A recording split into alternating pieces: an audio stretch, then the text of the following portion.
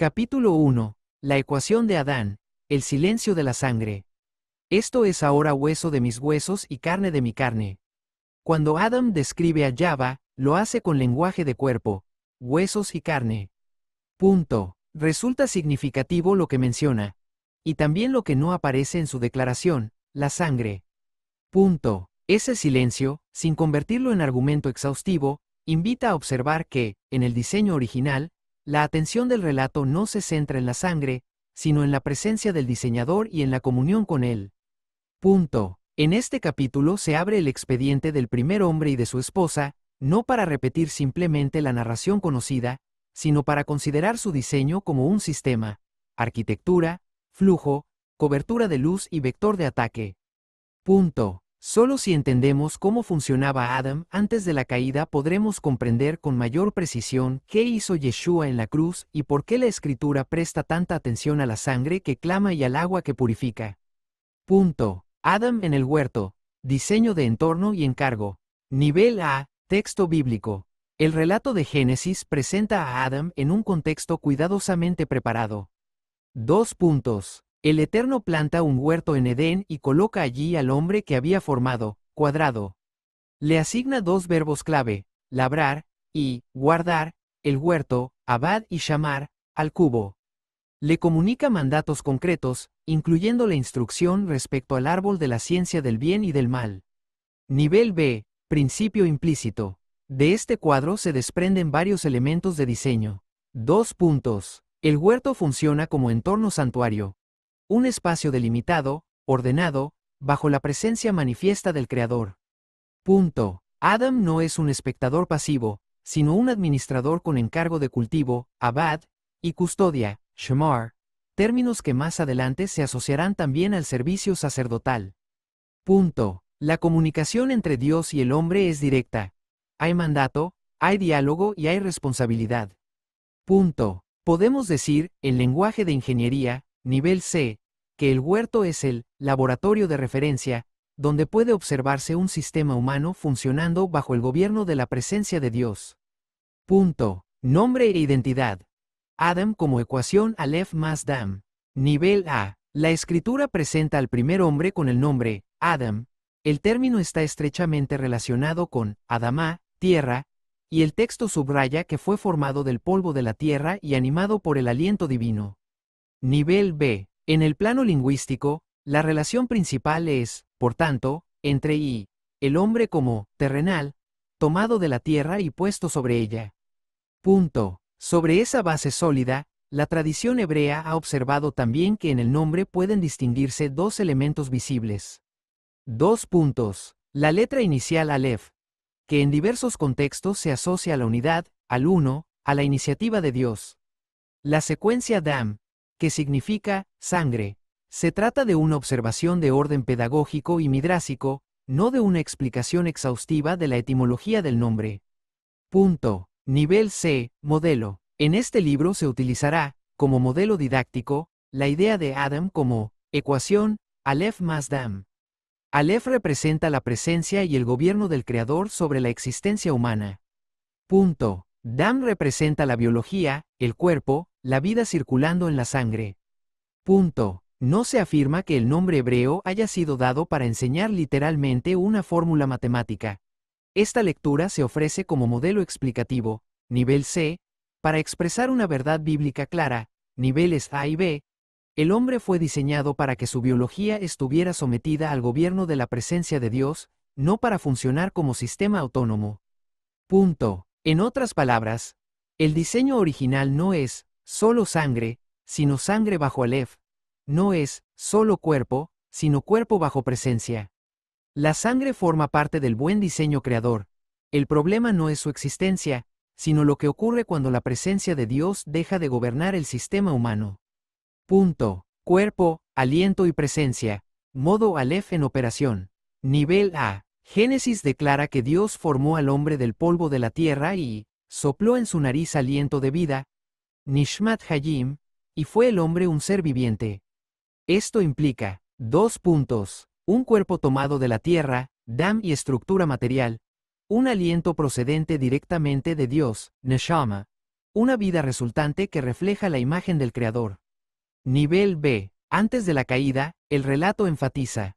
2 puntos. Comunión sin ruptura entre Dios y el hombre. Ausencia de vergüenza. Estaban ambos desnudos. Y no se avergonzaban. Armonía entre Adam, Java y la creación circundante.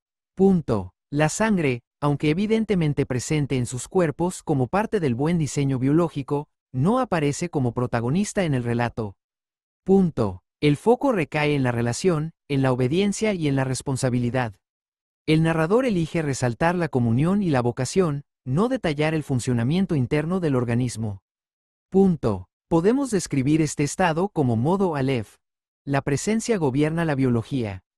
Punto. No porque la materia o la sangre sean secundarias o menos espirituales, sino porque están ordenadas y sostenidas desde la comunión con el Creador. Punto. Nota de ingeniería avanzada. Diseño original del sistema humano. En clave de ingeniería, el estado original puede sintetizarse así. 2 puntos. El cli humano, cuerpo, forma parte del muy bueno de la creación. No es un error a corregir. Punto. El aliento, neshama, y el ruach sostienen la vida de manera directa. La sangre cumple su función biológica sin estar cargada de memoria de culpa. Punto. La configuración por defecto del sistema es la confianza en la voz del Creador, no la sospecha. Punto. En este contexto, la sangre no aparece como escenario de conflicto, ni como registro de iniquidad. El énfasis recae en la comunión, no en la deuda. Punto. Silencio de la sangre, primera aparición del conflicto. Nivel A antes de Génesis 3, la palabra sangre no aparece en el relato. No conviene construir una doctrina completa a partir de esta ausencia, pero sí es significativo observar qué sucede cuando el término aparece por primera vez. 2 puntos. La voz de la sangre de tu hermano clama a mí desde la tierra. A partir de ese momento, la sangre comienza a asociarse a violencia e injusticia derramada, memoria de pecado y culpa, necesidad de expiación y purificación. Punto. Nivel B. El contraste entre el silencio previo y esta primera mención permite afirmar, con sobriedad. 2 puntos. El relato de la creación centra su atención en la comunión y el mandato. No entra en detalles sobre la sangre, aunque ésta forme parte del diseño. Punto. La primera aparición explícita del término, sangre, en la narrativa bíblica está ligada a un homicidio y a un clamor por justicia. Punto. Desde ese punto, la sangre queda vinculada a la memoria de la iniquidad y a la dimensión forense de la justicia divina. Punto. El cambio de tono es evidente. De la armonía de Génesis 2 se pasa a un suelo que recibe sangre inocente y a una voz que clama desde la tierra. La sangre entra en la escena bíblica no solo como fluido vital, sino como testigo. Punto. Este patrón narrativo será clave para entender por qué, siglos más tarde, la escritura insistirá tanto en la sangre derramada, tanto en la de víctimas inocentes como en la del Cordero. Punto. El vector de ataque. ¿Cómo se apaga la Aleph? Nivel A. La caída no comienza con un acto de violencia, sino con una conversación.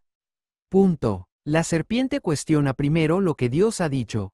¿Con qué Dios os ha dicho? Y luego pone en duda su carácter. ¿Sabe Dios que? Cuadrado. Nivel B. El vector de ataque puede describirse así. 2 puntos. No se ataca primero la conducta, sino la confianza en la palabra y en la bondad del Creador. Punto. La serpiente ofrece una relectura del mandato divino, presentando la autonomía como mejora del diseño. Punto. El objetivo es apagar la Aleph en el interior, es decir, desplazar el gobierno de la presencia y colocar al hombre en el centro de su propio sistema. Punto. Cuando Adam y Java comen del fruto, no se trata solo de una infracción puntual, sino de un cambio de régimen. El sistema pasa de estar gobernado por la presencia a estar gobernado por un yo, que intenta sostenerse a sí mismo. Nivel BC. Desde ese momento, 2 puntos. La gloria de Dios deja de ser cobertura inmediata. Aparecen vergüenza y ocultamiento, al cubo. La sangre continúa siendo parte del diseño biológico, pero se ve ahora implicada en un entorno donde la muerte, motamut, ha sido activada y se convierte en escenario de enfermedad, vulnerabilidad y clamor. Punto. Se inicia una historia de memoria contaminada, Sicaron, que la escritura irá revelando progresivamente.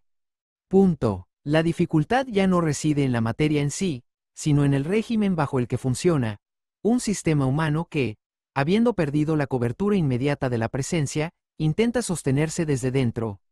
Punto. Resumen de ingeniería del capítulo. Nota de ingeniería avanzada. 1. Diseño original. Adam como Aleph más Dam. Adam es creado como imagen y representante del Creador, colocado en un huerto que funciona como entorno santuario. Punto. Su cuerpo, Dam, está animado por el aliento, Neshama, y gobernado por la presencia, Aleph. La sangre forma parte del, muy bueno, de la creación. Punto. La lectura Aleph más Dam se propone como modelo pedagógico que expresa esta subordinación de la biología a la presencia, sin presentarse como explicación etimológica exhaustiva. Punto. 2. Silencio narrativo y primera voz de la sangre. El relato de Génesis 2 no menciona la sangre de forma explícita. El énfasis está en la comunión y la vocación, no en la fisiología. Punto. La primera mención explícita de sangre aparece en Génesis 4 en contexto de homicidio. La sangre de Abel clama desde la tierra. Punto. A partir de ahí, la sangre queda asociada a memoria de iniquidad, necesidad de expiación y justicia. Punto. 3. Vector de ataque y cambio de régimen. El ataque se dirige primero a la confianza en la palabra y en el carácter de Dios. Punto. Al romperse la obediencia, la Aleph deja de gobernar el interior del hombre. La gloria se retira como cobertura. Punto. La sangre continúa siendo buena en sí misma, pero pasa a operar en un entorno sometido a Motamut y se convierte en lugar donde se manifiestan enfermedad, vulnerabilidad y memoria de culpa. Punto. Conclusión técnica. Para comprender la cruz y la importancia de la sangre del Mesías, es necesario ver primero el diseño original. Un sistema humano pensado para funcionar bajo la Aleph, con la sangre al servicio de la vida, no cargada de iniquidad. El resto del libro seguirá el recorrido de ese cambio de régimen hasta la intervención del Goel y la apertura del sistema de Mayim Hayam. Punto. Laboratorio de discipulado. Ecos de Aleph y de Dam. Aplicación práctica. Discipulado. 1. Identificar dónde domina Aleph y dónde domina Dam. Deténgase unos minutos y anote 2 o 3 áreas de su vida donde perciba claramente el gobierno de Dios. Obediencia, paz, dirección, y 2 o 3 áreas donde predomine el modo, supervivencia, reacción impulsiva, miedo, defensa constante de la propia imagen. Punto. Observe cómo, incluso como creyente, pueden existir zonas donde el sistema sigue operando principalmente en Dam, con la Aleph en segundo plano. Punto. 2. Revisar el lenguaje interior. Piense en cómo se habla a sí mismo cuando enfrenta decisiones importantes. El eje es, ¿qué quiere el Señor? O, ¿qué me conviene? Anote una frase típica de su diálogo interior en momentos de presión y pregunte al Ruaj si esa frase refleja el diseño Aleph más Dam o un sistema centrado solo en la propia fuerza. Punto. 3. Oración inicial de realineamiento. Se sugiere orar de manera sencilla. Padre, reconozco que me creaste para vivir bajo tu presencia y no solo sostenido por mi propia fuerza. Te presento las áreas donde aún funciono en modo supervivencia. Te pido que, por medio de tu Ruaj, vuelvas a ocupar el lugar de Aleph en mi interior y comiences a ordenar lo que se ha desajustado. Este primer capítulo no busca resolver todavía el problema del expediente de la sangre. Pretende, más bien, fijar el punto de partida. Un diseño original en el que la presencia gobernaba la biología. Punto. El siguiente capítulo examinará con mayor detalle la hidráulica divina de ese diseño, para entender qué se dañó y qué se propone restaurar la ingeniería de la redención.